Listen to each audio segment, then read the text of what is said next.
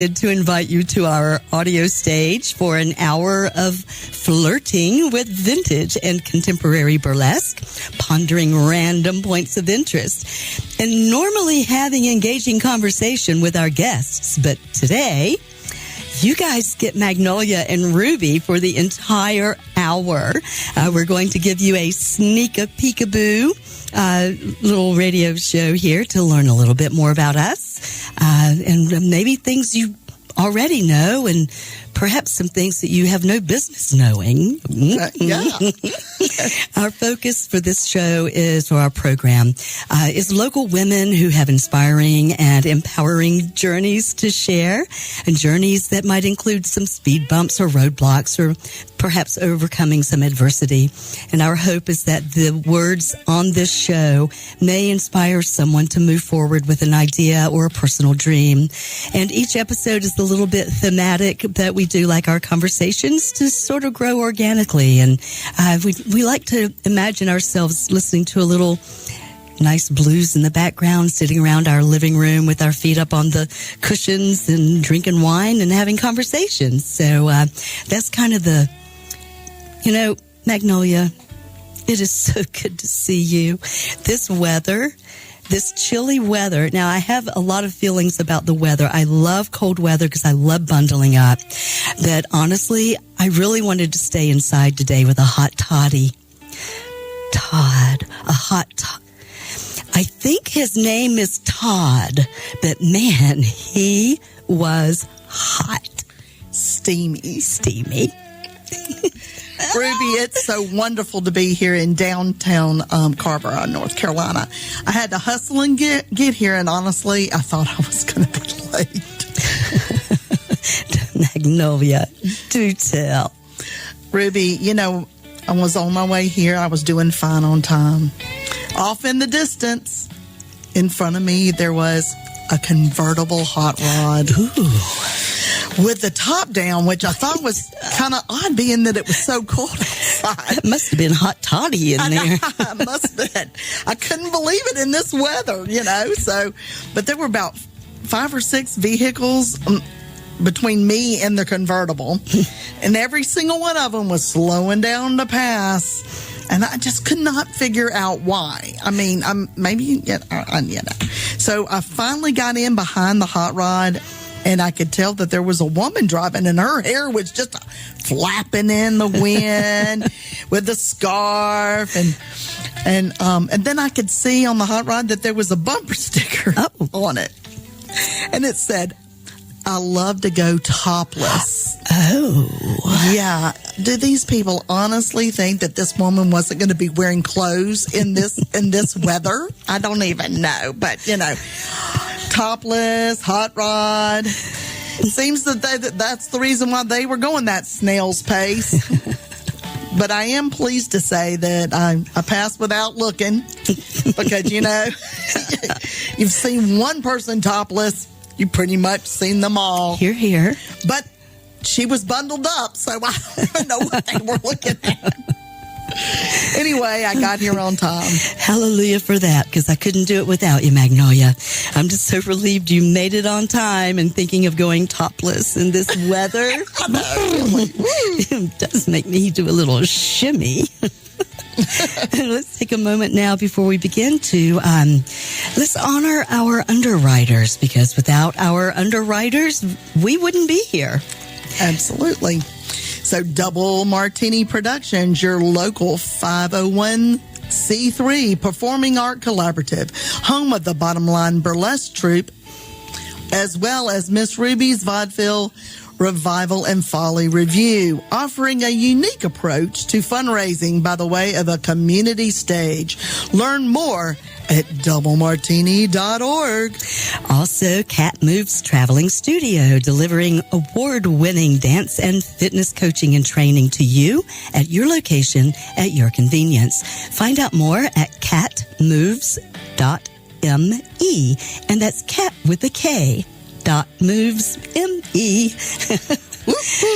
Also, perfect Timing Celebrations, providing personalized, traditional, and contemporary officiant services with budget-friendly, affordable rates to help keep your wedding stress-free. Find them on Facebook. Search Perfect Timing Celebrations. All of our underwriters are linked to our Facebook page. And you can find us on Facebook by searching at WCOM Ruby. And you can become an underwriter of our broadcast. Reach out to us at WCOMRuby@gmail.com.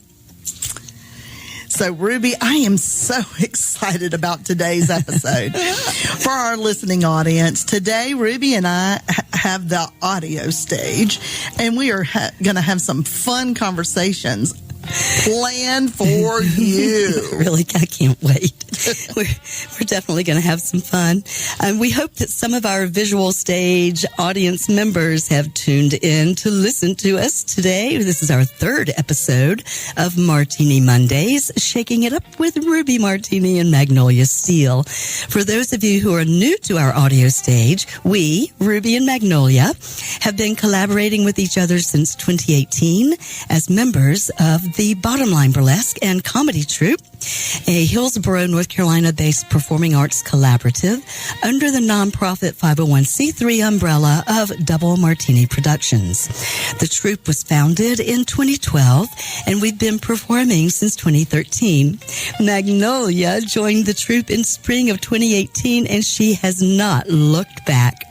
Of course, we have faced challenges in restructuring after COVID, and then someone in this room, that would be me, had a breast cancer diagnosis in January of 2024. Everything's good, and we're on the road to good health again, but we had a few speed bumps along the way. Magnolia and I have reframed our performance missions to be built from our core and inviting guest performers to share our stage. WCOM has been very welcoming and encouraging, even as we proposed our outrageous shenanigans to them. And we are super excited to be here, and here we go. Oh, yes, Ruby. That sounds like a good lead-in to our Back in Time Burlesque segment. Ooh, great idea, Magnolia. Let's do it. So last week, we explored the high burlesque and low burlesque. This week, we're going to give a nod to an 18th century with the theatrical burlesque emerging from satire high art forms such as opera and classical theater. Playwrights using burlesque to mock society and the elite cultures, blending ballsy, I said it wrong, but oh well. Baldy. Baldy and ballsy. It is ballsy, isn't it? That's right. Humor and social critique. The same traits that make their way to American burlesque. And what a rich history American burlesque offers. For everyone listening, we do, with this segment, Back in Time Burlesque, we feature a dancer or performer from the vintage era of burlesque. Some weeks we may offer a contemporary performer. The revival of burlesque in recent years has developed thousands of modern troupes and performers. Today, we're actually going to honor an author whose research into vintage burlesque has given us a peek into the lives of numerous performers. Leslie Zemeckis. Leslie is an author, actress, a documentary filmmaker, a burlesque performer, and a leading advocate for preserving the history of burlesque. The Bottom Line Burlesque and Comedy Troupe had the pleasure of performing for Ms. Zemeckis in November of 2018 when she was on her nationwide book tour to promote Feuding Fan Dancers, Faith Bacon, Sally Rand, and the Golden Age of the Showgirl. In addition to Feuding Fan Dancers, Leslie has published Behind the Burly Q in 2013. That book is based on the documentary that she had filmed in years prior. Additional works include a 2015 release of Goddess of Love Incarnate, The Life of Striptease Lily Sincere. Leslie has collections of vintage performer wardrobes and is well-versed on just about anyone who is on the vintage burlesque rolls. I hope you will take some time to look up Leslie Zemeckis and learn more about American burlesque. And with that, let's move into our next segment. I always look forward to these, Manifesting a Moment with Magnolia. And now, normally when we have a guest in studio with us, we ask our guest to select a card from Magnolia's Oracle cards.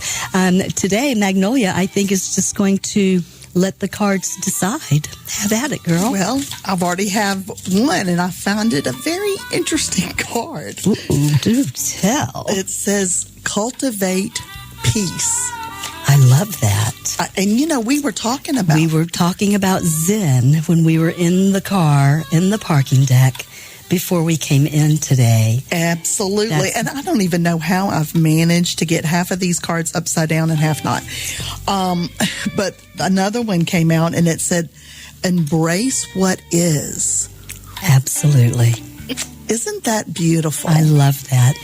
I think a lot of times it's easy as humans to forget to embrace what is, because we want to remember what was or think about what could be instead of being in the moment and taking a breath and saying, this is. Being grateful for what you have. Absolutely. Yes. I love Because by being Americans, we are very blessed. Yes. Very blessed. With that, let's take this all in with a deep breath. It's very just, nice. I love it. And now, dear listeners, we have our intention and we've had our cleansing breath, and we're excited to introduce today's topic. Welcome to a Sneak-a-Peekaboo episode with Ruby and Magnolia. Yes, welcome everybody. We're here to share our audible stage with you. Okay, everybody, I'm super excited to formally introduce Magnolia Steele to you. Now, this is episode 3. Keep in mind, we've not done these introductions until today. I know. Because we want to focus on our guests when our guests are here. Absolutely. So today we've got free-range chicken. We can kind of do what we want, yes. Right? All righty. Magnolia Steele, the southernest belle you will ever meet. Born to a very wealthy family, she originally planned to go into the family business of running liquor across state lines and bribing politicians. Fortunately for us, she saw the error of her ways and is now more than happy to let the liquor and the bribes come to her. Oh, I love that. That is you to a T. And here is what you need to know about Ruby Martini. Ruby Martini was born in a house of rowdy spies and raised on the gritty, dusty dirt road. Her first memories are of a Vespa V8 and a pave-hugging rear end. Pavement hugging. Yeah, rear well, end. I'm just thinking about your rear end. I know. I've got some girls got some rear end going on. Oh my gosh! I immediately went to your. I'm so sorry, guys. It's okay, honey. A most natural gateway to Ruby's determined, focus, haul-ass, hot rod lifestyle. Ruby is truly a kitten at heart, but approaches every day with that sass and big, sappy paws of lioness. And I'm sorry, I do. It's so sad that y'all cannot see her talent. I tell you what, I say all the time that when I turn a corner, it takes several seconds for my hindsight to catch up with me. It's back there, and it is, I've heard people say it's glorious. I don't know, because I can't see it. You were extremely talented. Extremely. Okay, guys, here we go. So this is our Sneak-a-Peekaboo episode. When we do shows and we call them a Sneak-a-Peekaboo, that typically means it's like a 30, 45 minute, less than an hour show-ish. Our standard shows are a 2-act performance, and they can go, we like to get them right about 2 hours, including an intermission. So today we are just going to be focused on us, how we got to know each other, where we met, the things we've done, the things we want to do. And honestly, everything started with the Bottom Line Burlesque and comedy troupe. Magnolia, how did we meet? Our story is so funny. We met at a networking event. We did.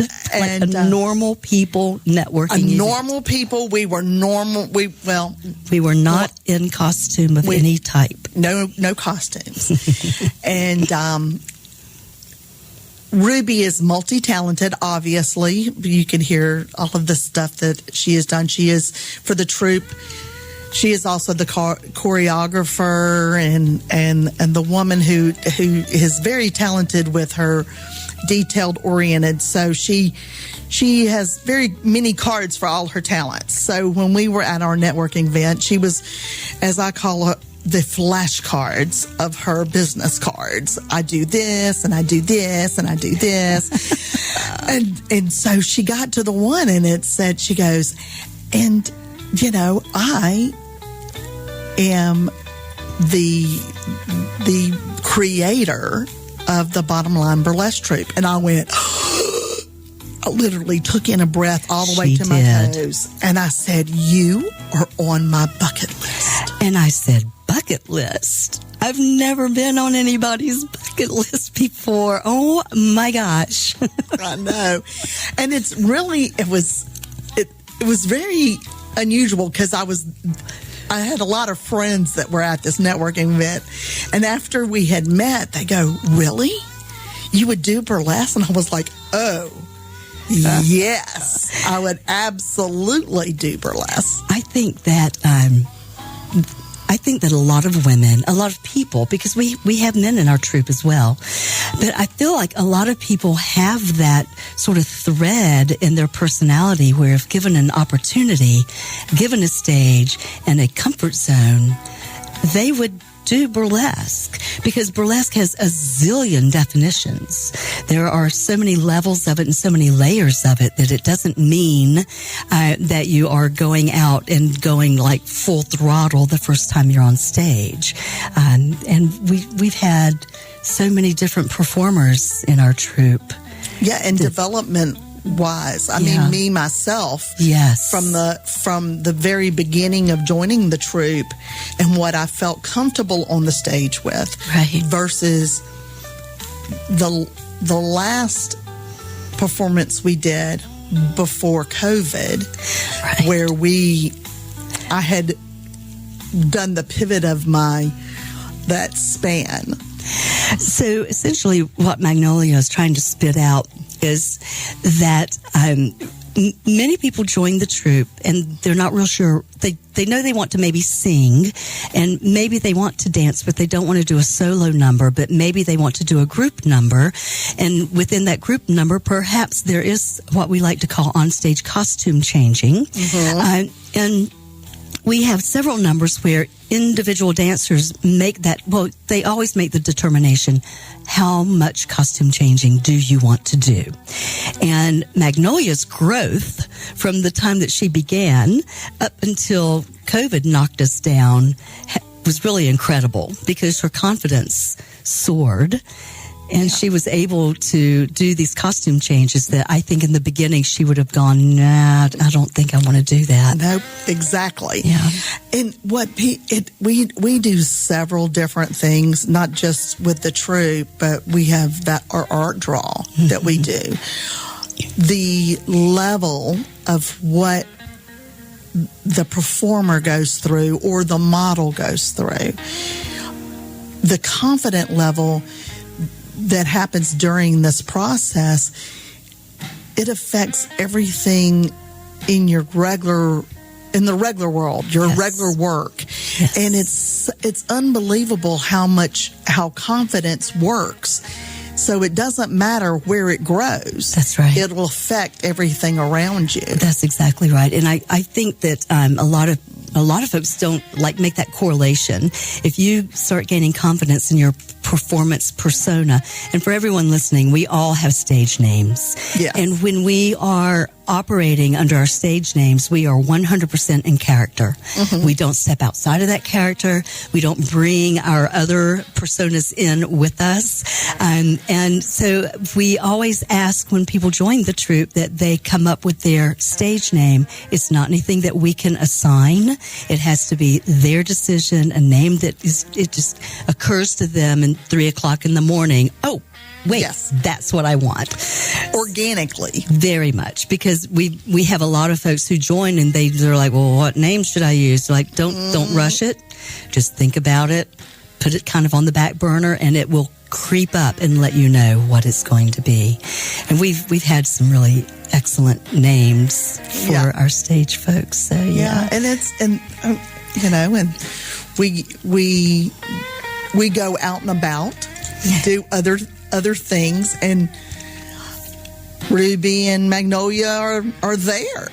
And we typically go out anywhere as Ruby and Magnolia. Oh, absolutely. I don't think we've called each other by other names ever. It was we did Girlfriend Mexican on Saturday. Yeah, Girlfriend Mexican was awesome. And some people knew you by one name or another name. Or another name. Or perhaps another name. Yes. I have several. And there were some in the group that knew me by other names. Actually, your sister called me the other name instead of... I want to get back to when you came on board with the troupe. It was not long. Let me see. I think I might even have the dates. Yes. And so you came on board with us in the spring of 2018. And in October of 2018, the Bottom Line Burlesque and Comedy Troupe was an opening number, if you will, for the large Dancing with the Stars event held in Burlington and Alamance County to fundraise for Little Pink Houses of Hope. And so we were hired as the act before everyone goes into the auditorium. And you take it from here, Magnolia. So, yes, this was it was a very large opening area, and the music was very far away, and I was singing a song that didn't have a lead in. I'm renownedly known for, let's pick a song that there's no lead in, or you can't hear it, or it's just a tap and boop, And so, there was that performance, the first time I sang in front of an audience. An audience. It was 800 people. 800 people. And I was told growing up I couldn't sing. And let me tell you guys, she went out and nailed it. So I think we can say the song that you sang, which was "Why Don't You Do Right," the Roger Rabbit song, the Jessica Rabbit, whatever. Yes. And to me, that is your flagship song. Yeah, it's my signature That's song. Your signature song. It absolutely And is. Magnolia went out there and just belted it out like nobody's business. And at the very end, where there's that little hesitation before that long note that ends it up, she just, I don't know, she must have breathed in the room, because that note held for a long time. It is kind of like that moment. And if you want to call it a career, it was Magnolia's career. I mean, Magnolia's aha moment. Well, and that was definitely your debut. Oh, absolutely. On the stage. Absolutely. And I had danced up to that point. Exactly. And so you have certainly found your lane, because you know what songs suit you. You know what songs Magnolia loves. Oh, I do. Yeah. And so she does like some. Hey, do you have one maybe we can get one on the board? Yeah. I think we should listen to one of Magnolia's choices for Martini Melodies. We're just going to intersperse today. So whenever you're ready, I'm going to bring it down. It's coming in.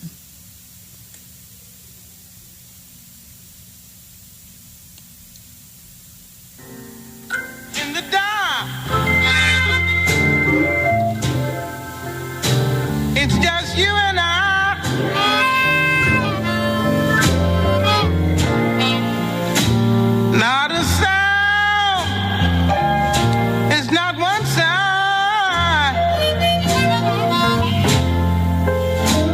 beat of my poor heart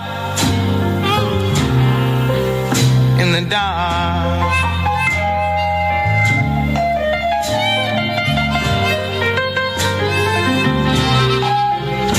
Now in the dark,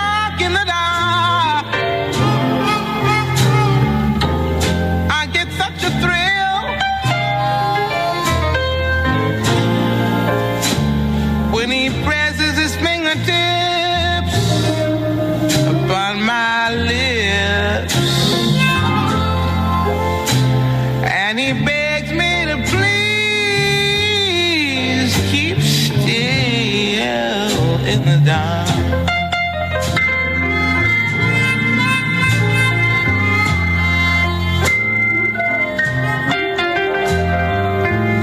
But soon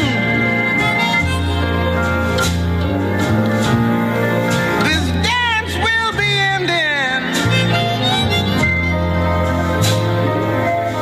and you're gonna be missed.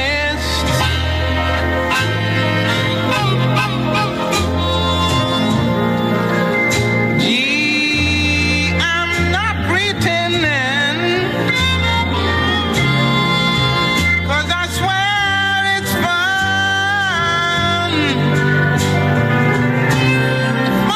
to be kissed in the dark.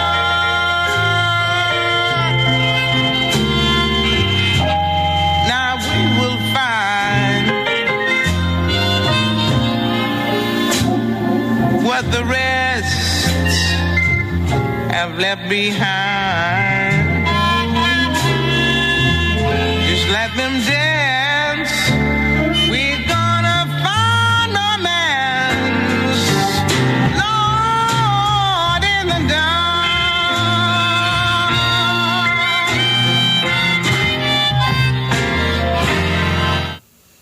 All right. That's sassy. It is. So tell me about that connection to this song. Oh, so Nina Simone and I have a relationship. You do. She, not that the radio audience can hear that I have a very horsey kind of voice. I sing extremely low for a woman. So she just moves me. It like nobody. Great choice. I know, she just. Great choice. All right. So let's get back to, I think it would be fun just to name some of our guest performers who have been with us on stage. Absolutely. Mostly because I think if you're not really involved or immersed in the burlesque community, and stage names are really super special. Mm-hmm. And so I just want to read some of these, and I think they're fun. We have our friend Tallulah Bordeaux, who is an amazing burlesque performer and belly dancer. And of course, Ivy Sublime, who was our #1 episode conversation 2 weeks ago. She was here in studio with us. Absolutely. Tamika LaRue. Tamika is a dancer from Wake County. Dante Thunderstone and Mimi. Now, Dante Thunderstone is a hell of a showman. He is amazing. He is. Yes, indeed. And I can't wait to have a show where we can get him back on stage. Our dear friend, Guilty McKilty. Also, we had a samba dancer who performed with us just this past September, was it? No, so it was before that. Was Memorial Day? It was in the spring. Memorial Day weekend. It was that Friday before Memorial Day weekend. Yes, and her name is Bia Bombshell. And she is a bombshell. Oh, absolutely. Oh, my word. We had Biscuits and Gravy that performed some music for us before we did a fundraiser for our dear friend Daniel. Daniel, I hope you're listening.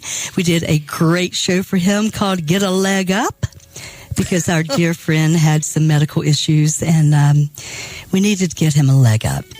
Also, we had our friend Jeffrey and his buds do the Big Bad Bear improv with us. And then this isn't a stage name, but one thing that I'm really proud of us for doing was we aligned with Universal Movies marketing team, and we would promote different movie premieres in the area. Those were so fun. Well, I can tell you, I went to one of those in costume, and it was in Raleigh, and I was in a corset in the car. Ouch. From Hillsboro to Raleigh. Yeah, that's a big ride. Yeah. And then 2 hours in the movie theater. Yes. And ride home. And we ate. Oh. So that was a lot. Yeah. So see, this is a very good point. Costuming is so important. You have to really get your head around, A, where am I wearing it? How long am I going to have it on? And most stage performances, ideally, as a director, we like to have like 3 minutes is ideal. 3:30 is okay. We can push it. But, if you're going to be all squished up in a corset, you can make it for 4 minutes and then get out of that thing. Yeah. Not 4 hours. But not 4 hours. That's one heck of a story. But those were fun because the Universal Movies would send us swag. Oh, yeah. And we would just hand out all kinds of swag, sunglasses, T-shirts, squeezy balls. I mean, just all kinds of fun little things. Yes. They were a good time. And I always love to mention, we had a baton twirler whose name was Twirly Temple. And I still think that's one of the best names ever. She was an original member with the troupe. She had to move with her job to the D.C. area with her husband. And so we lost our baton twirler. But Twirly Temple was a great name. That is a good name. For sure. Twirly, if you're listening, come back and play with us. So I think one of the other things that I wanted to do is just sort of I made a few notes about things that we've done. Back in April of 2015, we partnered with Carolina Cares in Wake County and did a Jumpstart Our Community show at the North Carolina State Fairgrounds in the middle of a dirt road. Literally. We had to stop the music, stop the performance, and let traffic by when traffic came by. So that was definitely an interesting show, and it was a lot of fun. And then kind of on the heels of that, we were contacted by a farm owner in North Hillsboro, North Orange County, and she was having some new fencing put in, and she wondered if we would do some entertainment for her workers who were all volunteers at their lunch break. And so we absolutely said yes. People say, how often do you perform? Our answer is as much as we can. So we set up in the barn. We had horse stables for our changing room, and we performed right at the opening of the barn, and it was a glorious little thing. We didn't have to do a whole lot of costume changes, but we did some costume changes in the barn, in the hay, and it was so much fun. That is the one thing that all of the performances that I have been involved with, the audience is always so floored of how many times we change clothes. This is true. This is so true. Every number that we do has a different costume. And so when it comes down to producing the show, you have to make that playlist so that everyone has ample time to get their costumes in and out and in, and then any accessories. We always help each other backstage. Oh, absolutely. Whether it's like, here's my arm, pull my glove up for me, whatever needs to happen. And it is such. I mean, we've done utility rooms, pop-up tents. We've done it all. We did a show in Elon, and the back of the bar emptied into an alleyway, like for delivery trucks to come through. And that's where we set up our dressing room in 10 by 10 pop-ups. Mm-hmm. And then our dear friend Dante Thunderstone showed up with one of his box trucks from his business. Yes. I'm going to give them a shout out. It's the Laundry Men in Hillsboro. They pick up, wash, fold, dry, deliver your laundry to you. They're an amazing business model. So shout out to Dante Thunderstone and the Laundry Men. But he brought one of his box trucks. And so we actually had a more enclosed area that we could jump into for changing. There was gaps. There were definitely gaps. And then who can forget performing on that flatbed at Botanist and Barrel? Boy, oh boy. But I'll tell you what, that flatbed was a godsend. It was. Because we were originally going to perform on maybe a 12 by 12 concrete pad outside of the warehouse. Up those dance shoes. Those dance shoes would have been toast. Toast, girl. And if we would have done any barefoot dancing, that would have been painful as well. But they worked really well with us. Shout out again to Botanist and Barrel. They did a great job reaching out to their farming community, and they found us a fantastic gooseneck flatbed. And man, that thing must have been 40 feet long. It was longer than our race car trailer. Yeah, so. it was long. It was that was a great stage. Oh, let's see. What else in the world do we have here? I think those were like the most memorable changing areas. And then, of course, we performed in Hillsborough at a spot where we were literally in their stock room with beer kegs and all, bottles of wine, beer kegs, etc. And there was a metal show that we did in Raleigh at the Maywood. The actual women's bathroom is where we had our dressing room. So patrons who would come in to go to the ladies' room, we'd be in there in all states of undress and all states of dress and be like, sorry. And they were still like, it's okay. But, so anyway, again, it just harkens back to, if you want us to do a show, we'll do it. We love having a real live dressing room facility, but by golly, we will make one up in a heartbeat. Yes. We'll do it. Absolutely. So, out of your list of goody little nuggets, which one would you love to play? Oh, at first I thought I wanted to do the one that I mentioned first, but I think I want to go with the Turtle Blues. Okay. All right, guys. This is one that this has just always been a favorite. I grew up with it, and it's definitely been a favorite forever. So here we go. A little Turtle Blues.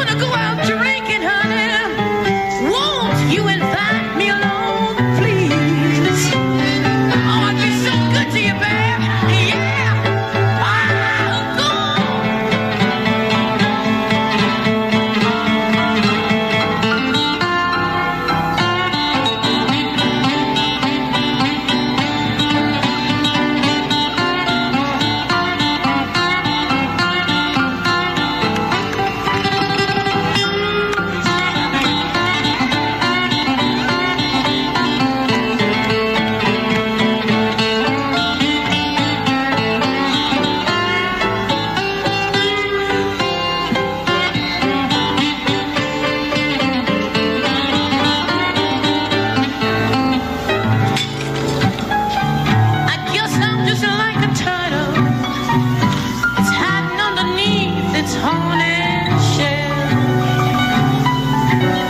Whoa, whoa, oh yeah, like a turtle hiding underneath its haunted shell.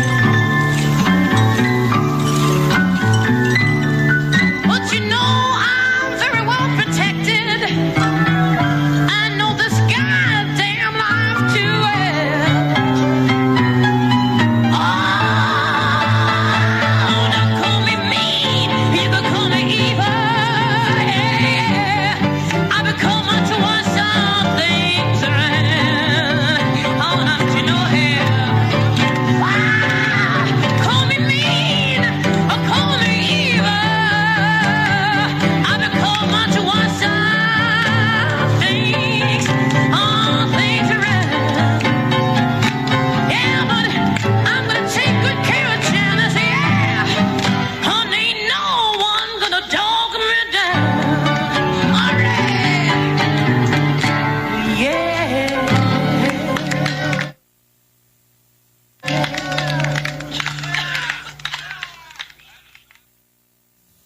All right. All right.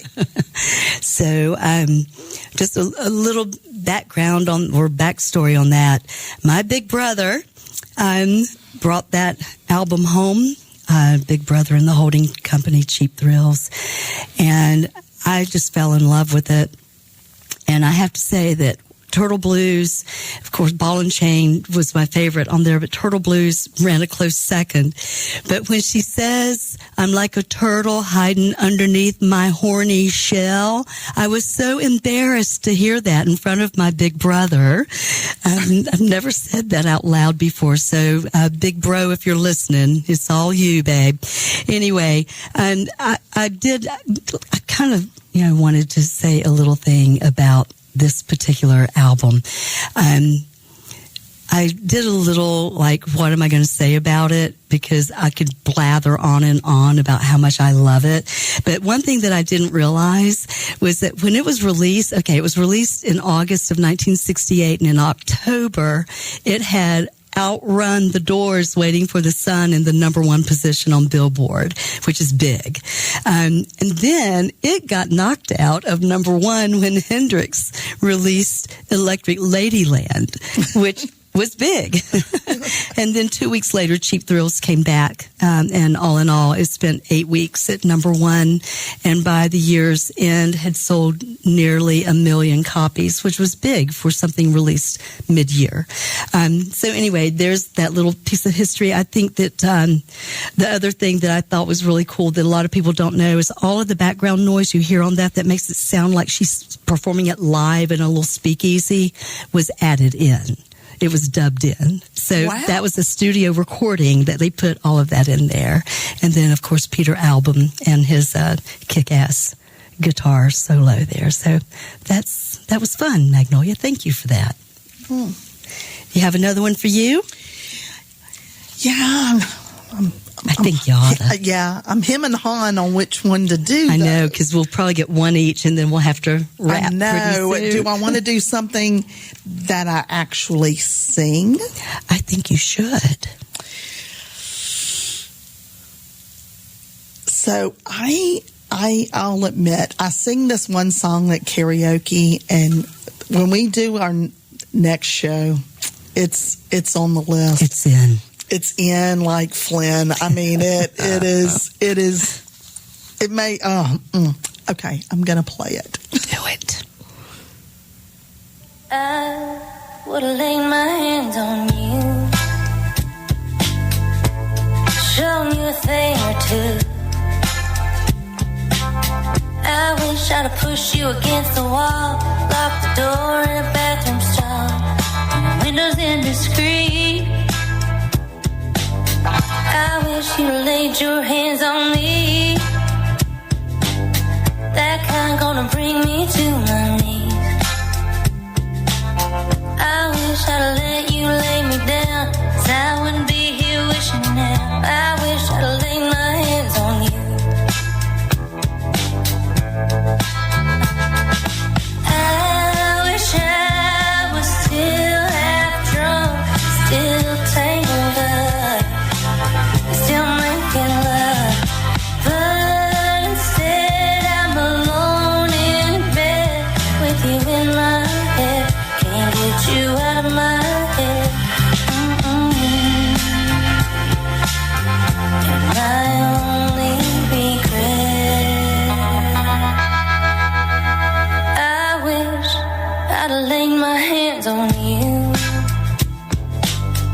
got you high in a motel room. A little secret for my soul. No one sees, no one knows. Forbidden company. I wish you'd laid your hands on me and never let me go. Drawing pictures on my skin, places no one's ever been. I wish I'd have laid my hands on you.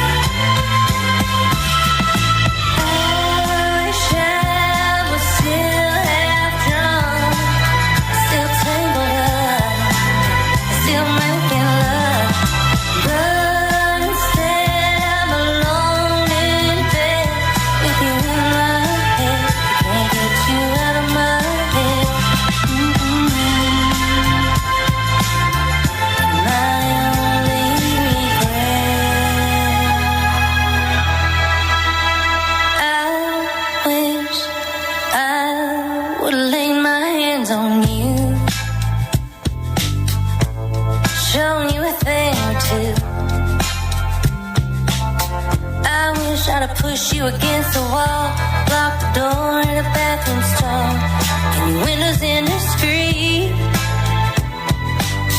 I wish you laid your hands on me. That kind gonna bring you to your knees. I wish I'd have let you lay me down, 'cause I wouldn't be here wishing now. I wish I would have laid my hands on you.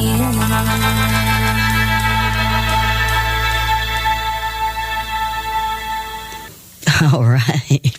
Need we say more? I know. That song is sassafras on Quaaludes. Oh, I mean, it is so good. When I sing that, I've literally had people come up to me and going, "Oh my word, that song."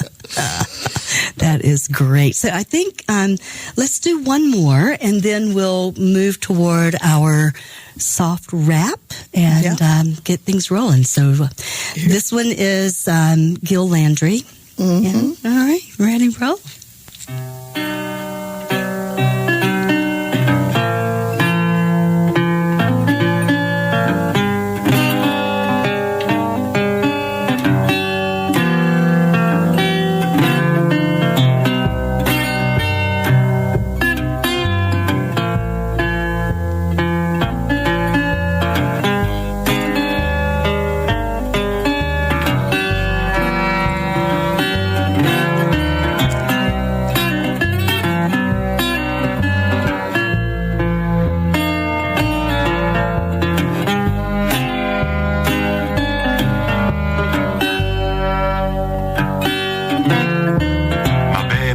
A talisman and a holy ghost.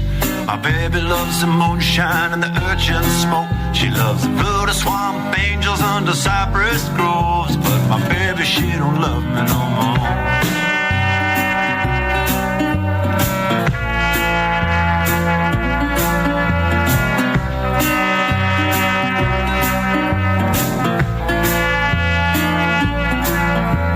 My baby loves her addiction and her stolen pearls. Loves her conviction to a frozen world. She loves drunk alleys, telephones. But my baby, she don't love me no more.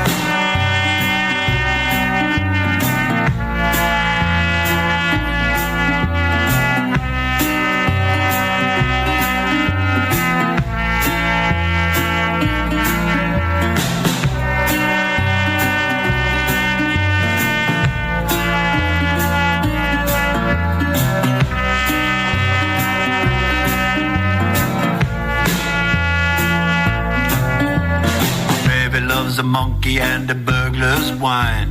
My baby loves the dungeon and matters of time. She loves blood red roses, December snow. But my baby, she don't love me no more.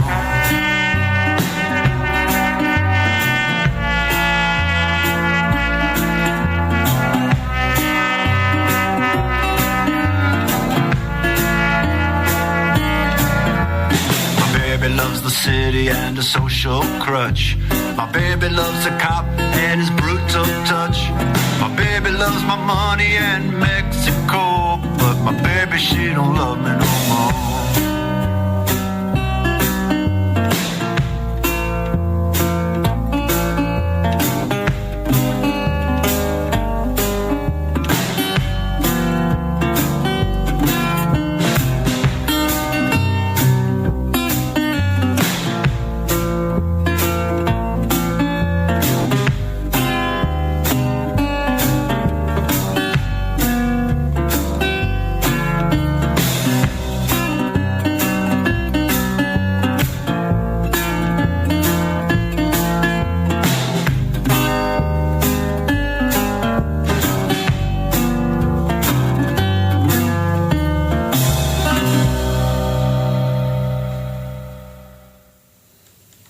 Alrighty.